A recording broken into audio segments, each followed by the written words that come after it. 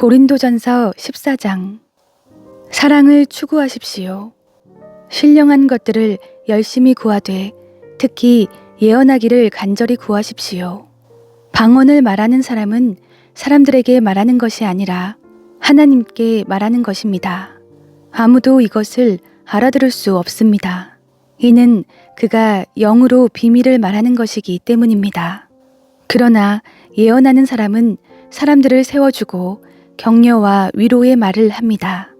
방언하는 사람은 자신에게 도움이 됩니다. 그러나 예언하는 사람은 교회를 이롭게 합니다. 나는 여러분이 모두 방언을 말하기를 원하지만 그보다도 예언하기를 더욱 원합니다.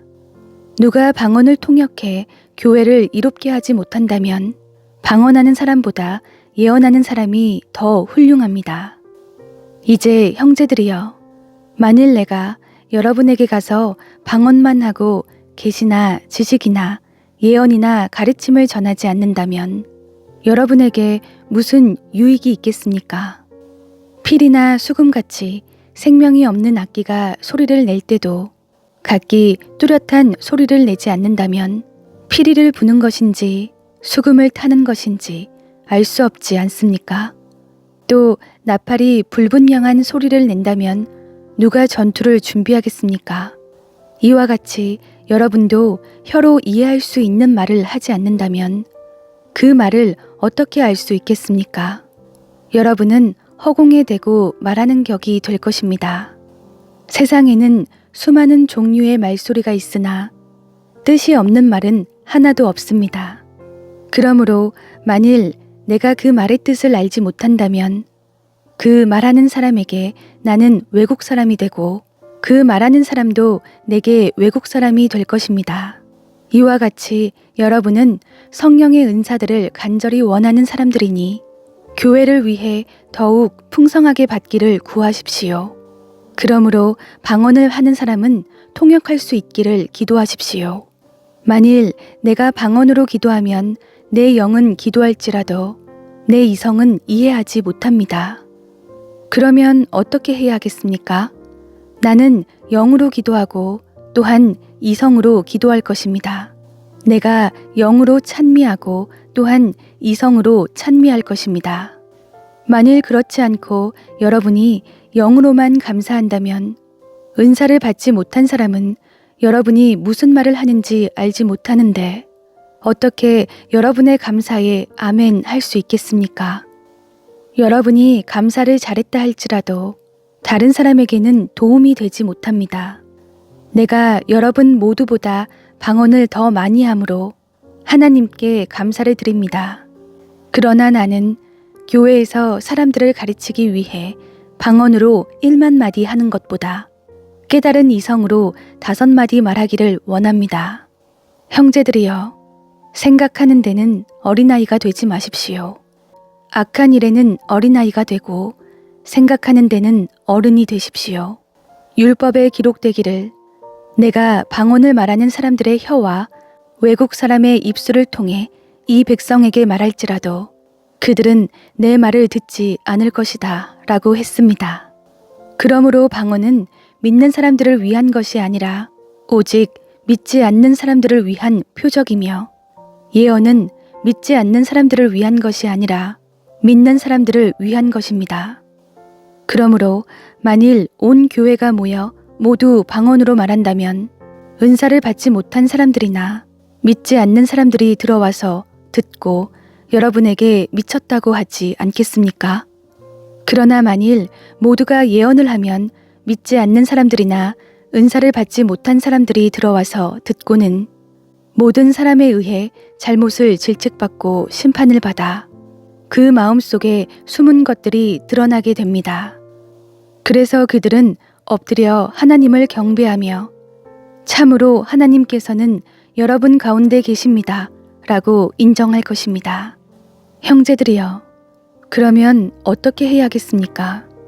여러분이 모일 때 각각 찬송도 있고 가르침도 있고 방언도 있고 계시도 있고 통역도 있으니 모든 것은 교회를 이롭게 하기 위해 하십시오. 누가 방언을 하려고 하면 2 사람이나 혹은 세 사람 정도가 말하되 차례대로 하고 한 사람은 통역을 하십시오. 만일 통역할 사람이 없다면 교회에서는 잠잠히 있고 자신과 하나님께만 말하십시오. 예언하는 사람은 둘이나 셋이서 말하고 다른 사람들은 그것을 분별하십시오.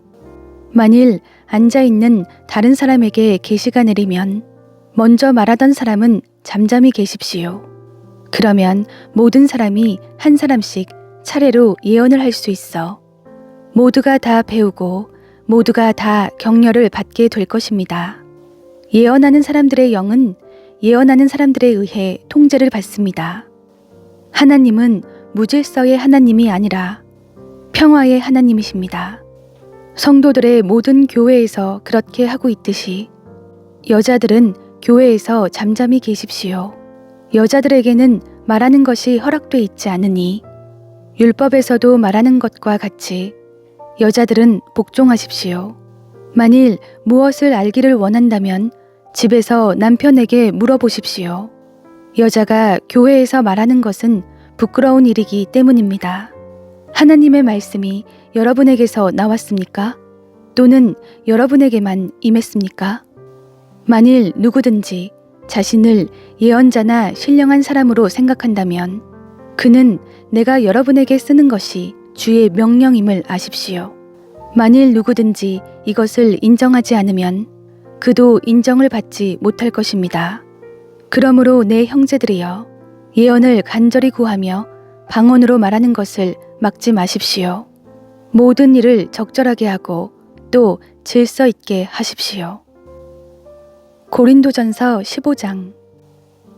형제들이여, 이제 내가 여러분에게 전한 복음을 되새겨 드리려고 합니다. 여러분은 이 복음을 전해받았고 또한 그 안에 서 있습니다. 만일 여러분이 내가 여러분에게 전한 그 말씀을 굳게 잡고 헛되이 믿지 않았다면 여러분은 그 복음으로 구원을 받습니다. 내가 전해받은 가장 중요한 것을 여러분에게 전했습니다. 그것은 그리스도께서 성경의 말씀대로 우리 죄를 위해 죽으시고 장사되셨다가 성경의 말씀대로 3일째 되던 날 다시 살리심을 받아 게바에게 나타나시고 그 다음으로 12제자에게 그 후 500명이 넘는 형제들에게 동시에 나타나셨으니 그 가운데 대부분이 지금도 살아있고 어떤 사람들은 잠들었습니다. 그 후에 야고보에게 나타나셨고 그 다음으로 모든 사도들에게 마지막으로 다리 차지 못한 채 태어난 사람과 같은 내게도 나타나셨습니다. 나는 사도들 가운데 가장 작은 사람이요 사도라 불릴 자격도 없는 사람입니다. 이는 내가 하나님의 교회를 핍박했기 때문입니다. 그러나 오늘날 내가 나 된 것은 하나님의 은혜로 된 것입니다.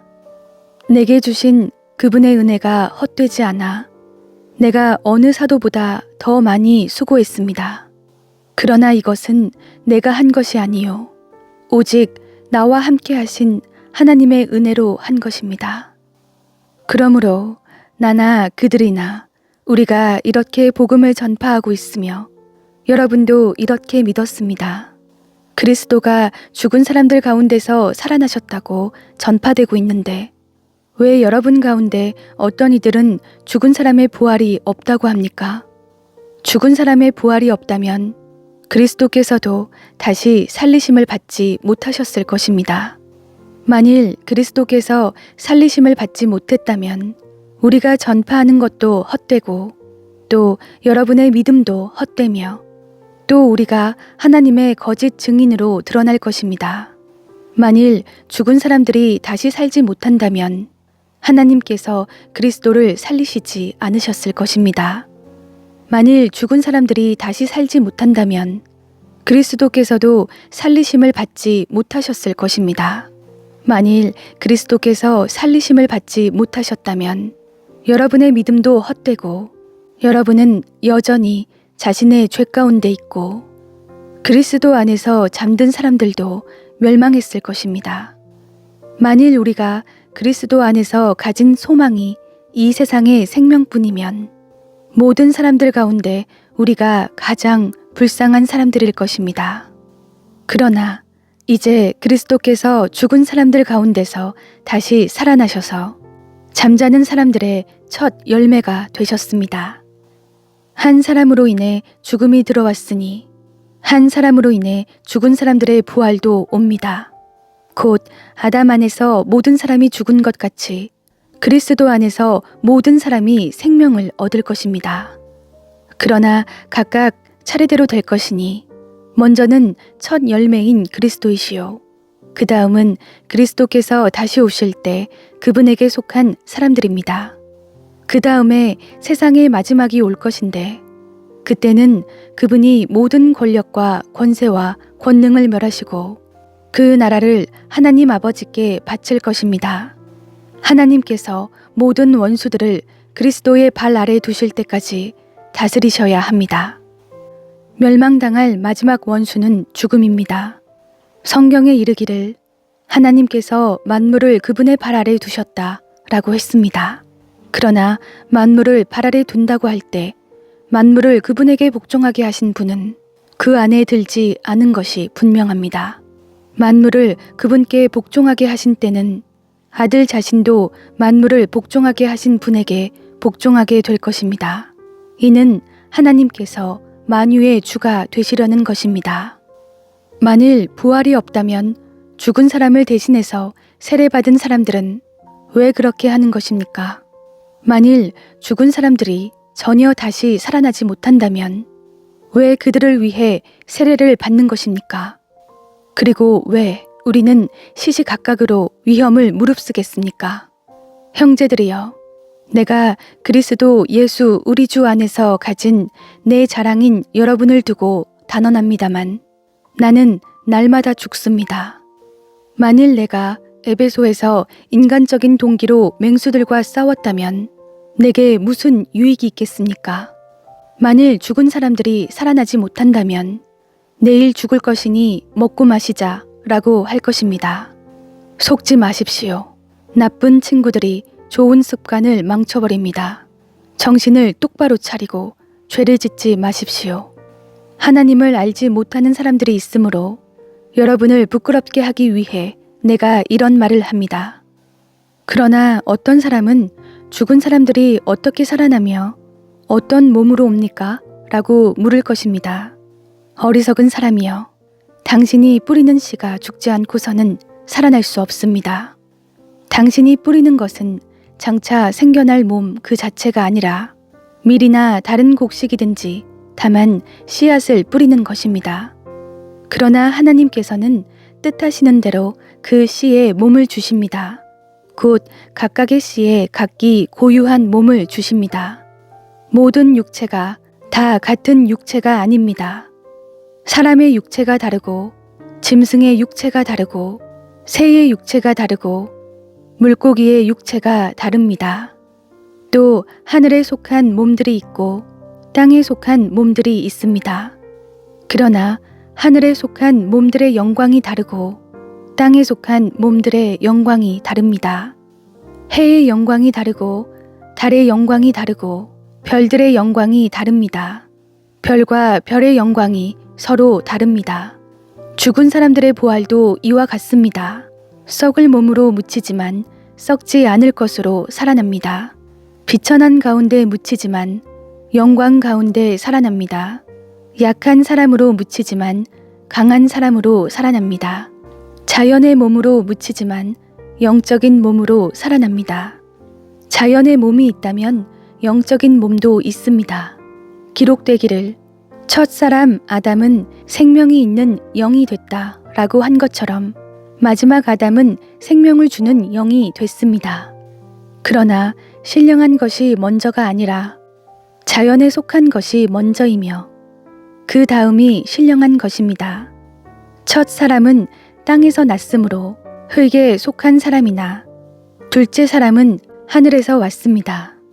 그 흙에 속한 사람과 같이 저 흙에 속한 사람들도 그러하고 그 하늘에 속한 사람과 같이 저 하늘에 속한 사람들도 그러합니다. 우리가 흙에 속한 사람의 형상을 입은 것처럼 또한 우리는 하늘에 속한 사람의 형상을 입을 것입니다. 형제들이여, 내가 말하고자 하는 것은 이것입니다. 곧 살과 피는 하나님 나라를 이어받을 수 없고 썩을 것은 썩지 않을 것을 이어받을 수 없습니다. 보십시오. 내가 여러분에게 비밀을 말합니다. 우리는 다 죽지 않고 모두 변화할 것입니다. 마지막 나팔 소리에 순식간에 다 그렇게 될 것입니다. 나팔 소리가 나면 죽은 사람들이 썩지 않을 몸으로 살아나고 우리도 변화할 것입니다. 이 썩을 몸이 썩지 않을 것을 입어야 하고 이 죽을 몸이 죽지 않을 것을 입어야 합니다. 이 썩을 몸이 썩지 않을 것을 입고 이 죽을 몸이 죽지 않을 것을 입을 때는 기록되어 있는 이 말씀이 이루어질 것입니다. 사망이 삼켜져 승리를 얻었도다. 사망아, 너의 승리가 어디 있느냐? 사망아, 너의 독침이 어디 있느냐? 사망의 독침은 죄요. 죄의 권세는 율법입니다. 그러나 우리 주 예수 그리스도를 통해 우리에게 승리를 주시는 하나님께 감사를 드립니다. 그러므로 내 사랑하는 형제들이여, 굳게 서서 흔들리지 마십시오. 여러분의 수고가 주 안에서 헛되지 않음을 알고 항상 주의 일에 더욱 힘쓰는 사람들이 되십시오. 고린도전서 16장. 이제 성도를 위한 헌금에 관해서는 내가 갈라디아의 교회들에게 명한 것 같이 여러분도 그렇게 하십시오. 매주 첫날에 여러분 각자가 수입에 따라 저축해서 내가 갈 때 헌금하는 일이 없게 해 주십시오. 그러면 내가 도착해서 여러분이 인정한 사람에게 내가 편지를 써줘서 여러분의 선물을 예루살렘에 전하게 할 것입니다. 만일 나도 가는 것이 합당하다면 그들이 나와 함께 갈 것입니다. 내가 마케도니아를 지날 것인데 그곳을 지난 후에는 여러분에게 갈 것입니다. 혹시 내가 여러분과 함께 머물며 겨울을 보내게 될 것도 같습니다. 그 다음에는 여러분이 내가 가고자 하는 곳으로 나를 보내주기를 바랍니다. 나는 지금 지나는 길에 잠깐 들러서 여러분을 보려고 하는 것이 아닙니다. 만일 주께서 허락하시면 얼마 동안 여러분과 함께 지내고 싶습니다. 그러나 나는 오순절까지 이곳 에베소에 머물려고 합니다. 이는 내게 효과적으로 일할 수 있는 큰 문이 열렸기 때문입니다. 또한 나를 대적하는 사람들도 많습니다. 디모데가 가면 두려움 없이 여러분과 함께 지낼 수 있도록 돌봐주십시오. 그도 나처럼 주의 일을 행하는 사람입니다. 그러므로 아무도 그를 업신여기지 말며 그를 평안히 보내줘서 내게 올 수 있게 해 주십시오. 나는 형제들과 함께 그를 기다리고 있습니다. 이제 형제 아볼로에 관해서는 내가 그에게 형제들과 함께 여러분에게 갈 것을 여러 번 권했습니다. 그가 지금은 갈 마음이 전혀 없으나 적절한 시기가 오면 가게 될 것입니다. 깨어 있으십시오. 믿음에 굳게 서십시오. 남자답게 용감하고 강건하십시오. 모든 일을 사랑으로 행하십시오. 형제들이여, 내가 여러분에게 권면합니다. 여러분이 알다시피 스데바나의 가정은 아가야의 첫 열매요. 성도들을 섬기는데 헌신한 사람들입니다. 그러므로 여러분은 이런 사람들과 또 함께 동역하며 수고하는 모든 사람에게 복종하십시오. 나는 스데바나와 보드나도와 아가이고가 온 것을 기뻐합니다. 이는 그들이 여러분을 대신해 내 허전함을 채워주었기 때문입니다. 그들은 나와 여러분의 영을 시원하게 해주었습니다. 그러므로 여러분은 이런 사람들을 인정해 주십시오. 아시아의 교회들이 여러분에게 안부를 전합니다. 아굴라와 브리스길라가 그들의 집에 모이는 교회와 함께 주 안에서 진심으로 여러분에게 따뜻한 안부를 전합니다. 여기 있는 모든 형제들이 여러분에게 안부를 전합니다. 거룩한 입맞춤으로 서로 인사하십시오. 나 바울은 친필로 안부를 전합니다. 누구든지 주를 사랑하지 않으면 저주가 있을 것입니다. 주여, 오시옵소서. 주 예수의 은혜가 여러분에게 있기를 빕니다. 그리스도 예수 안에서 내 사랑을 여러분 모두에게 보냅니다.